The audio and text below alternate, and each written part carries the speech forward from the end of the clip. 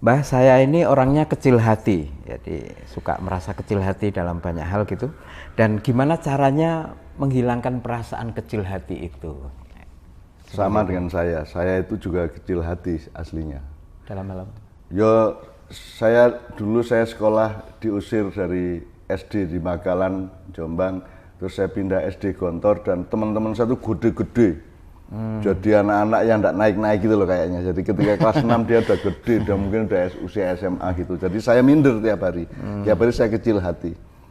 Tapi kan kita harus menaklukkan. Nah, cara menaklukkan, kenapa kita kecil hati? Karena kita menganggap ada yang lebih besar dari kita, kan begitu. Iya. Nah, itu kita elaborasi aja secara akal pikiran. Kan urusan hidup ini nggak besar kecil. Urusan hidup nggak hebat atau hebat, kan begitu. Kalau mau hebat-hebatan, yang hebat ya Allah. Kalau saya bersama Allah, maka tidak ada yang hebat yang lainnya, kan begitu. Jadi kecil hati itu sangat biasa terjadi pada manusia yang punya konsep mengenai besar kecil, tinggi rendah, baik buruk, benar salah dan seterusnya, sehingga ketika dia merasa kecil hati itu karena sesungguhnya itu kesimpulan dari elaborasi berpikirnya dan perasaan hatinya, menemukan dirinya di tempat tertentu terus melihat kebesaran di luar dirinya, maka dia kecil, merasa kecil. Menurut saya kecil hati itu bagus. Daripada sombong, daripada GR, daripada petita-petiti, kan gitu kan. Daripada adigang, adigung, adiguno, kan mending kecil hati. Saya selalu kecil hati sebenarnya. Nah, kecil hati itu saya pakai sebagai landasan untuk menemukan hal-hal yang benar, hal-hal yang baik yang bisa saya lakukan sehingga saya terkamuflase. Saya sudah nggak urusan sama kecil hati, minder atau tidak, GR atau tidak. Urusan saya adalah objektif apa yang saya lakukan. Kalau saya kerja keras, saya memproduksi sesuatu yang baik, saya bermanfaat, maka yang namanya kecil hati atau besar hati itu efek, kan gitu. Itu prosesnya memakan waktu yang lama atau bagaimana cara mungkin yang sebenarnya itu kalau psikologis asal Anda cuek aja, yang penting Anda kerja keras, hidup sungguhan, jujur, sregep, tertib, ubet gitu ya sudah, sehingga Anda sibuk dengan itu sehingga Anda enggak ngedeni wong tapi juga tidak merasa kecil, tidak membesari orang tapi juga tidak merasa dibesari orang gitu loh. Karena enggak sempat kita mikir itu. Jadi makanya saya kan sering bilang sama anak-anak di Kadipiro bahwa nomor 1 itu rajin. Karena kalau saya pribadi malas itu dosa, karena malas itu adalah cara memperlakukan waktu dan peluang dari Allah yang tidak benar. Jadi orang yang malas itu orang yang tidak bersyukur. Jadi itu menurut saya dosa. Makanya kalau Anda rajin, Anda sregep, Anda kerja keras, Anda terus konsentrasi pada mencari manfaat hidup, mencari kebaikan, mencari amal soleh dan seterusnya, maka soal kecil hati kan tidak ingat lagi lama-lama. Bergeser ke yang lebih ya pokok. Itu bisa diterapkan di berbagai macam hal. Misalnya saya dulu ngaji ya, saya qori ya. Waktu saya qori di Menturo sama di Gontor saya masih oke, tapi kemudian saya begadang di Malioboro 5 tahun sehingga pada transisi saya di puber itu suara saya hilang, suara saya itu rusak di Malioboro karena saya begadang tiap malam ya. Sehingga sistem suara saya terpengaruh oleh tidak sehatnya badan saya, sehingga ketika masuki masa dewasa saya tidak hebat, tidak lagi seperti zaman saya kanak-kanak.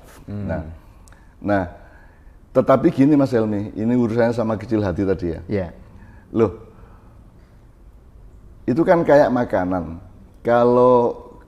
Kalau sambelnya kurang bagus ya unsur lain dibagusin. Kalau saya ngajinya enggak bagus, suaranya kurang memenuhi syarat, ya kalau gitu kefasihannya atau keikhlasannya atau dinamikanya atau kejutan-kejutannya yang kita andalkan. Jadi Anda kecil hati, Anda harus menemukan apa yang tidak bisa diandalkan dari diri Anda, maka galilah di dalam dirimu apa yang bisa diandalkan yang akan menutupi kecil hati Anda itu. Qiraah, baca puisi atau nyanyi atau apa kan buruk, jelek, suara saya jelek. Ya, tapi saya tutupi dengan kemungkinan lain, dengan potensi-potensi yang lain, sehingga orang ndak ingat bahwa suara jelek.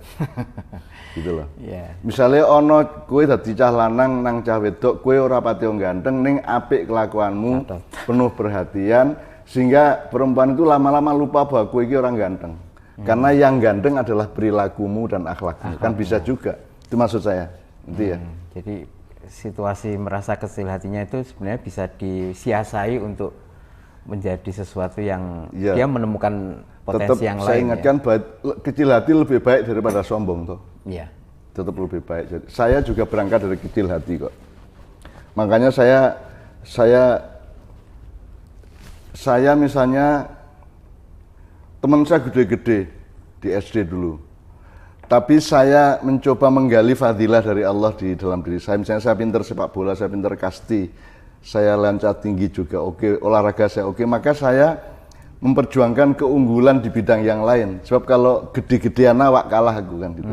Maka saya jadi gini loh, orang besar itu kan tidak lincah, meskipun kuat. Tapi kalau orang kecil itu tidak kuat tapi dia lincah. Nah orang yang merasa kecil, pakailah kelincahan untuk supaya tidak tertindas oleh kebesaran orang lain gitu. Jadi tidak hanya kecil hati yang Anda punya dalam tanda petik, tapi punya yang lain, punya potensi kondisi yang merangsang lebih punya keunggulan dalam tanda petik juga. Saya dulu kan utusan kabupaten untuk PON Jawa Timur dulu waktu SD. Kasti sama sepak bola. Kasti dan sepak bola. Iya. Ya. Jadi saya kecil waktu SD itu kecil, pendek gitu.